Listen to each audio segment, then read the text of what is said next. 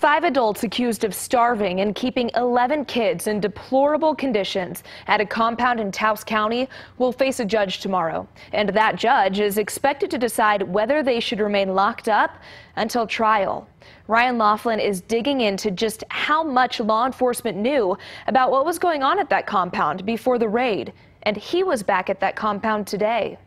1 week ago today, KOB first showed you the Taos compound, and we now know that police were here long before the raid ever happened. These documents show back in June that police were here, and then we don't know if there was a stroller, small bikes, and kids' car seats laying around. But we do know they waited months until they actually raided the compound. Jason and Tanya Badger have been trying to get anyone to help get this eyesore off their land. Jason Real, Taos County Sheriff's Office, told us that we have to go through an eviction process. So they did. These documents show Lucas Morton was supposed to show up in magistrate court back in June. The Badgers even kept the receipt.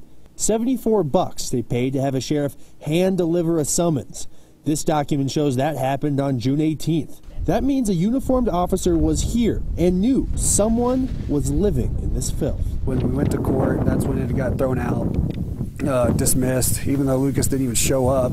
Badger says the judge dismissed the claim because this was a matter of criminal trespass, not a civil suit. He was supposed to take his complaint to the district court and the state police. We did that. That's when we called the Mexico State Troopers. Actually, she did. Came out. He came out. Officer B. Donis came out and gave us, after all this, and he said we can't touch it. I said I still want it. You know, a case open that we try to get these people off. The Badgers say the state police came here and talked to Lucas Morton. That state police officer would have been the second uniformed officer to see these living conditions. Last week, we asked the sheriff why not use the disputed land as a reason to enter the compound earlier. Why wasn't that enough reason to break up this compound before you guys moved in? That is a civil matter. It did not rise to a warrant issued by the courts. I mean, how has your lives changed in this last week? How do you live with knowing that a child died on your property? One that you saw. And tried to get authorities to do something about. The question now remains, what did those two officers see? Could they see evidence the children were living here? And if so, who did they notify? These are just a couple questions now coming out of this mysterious compound.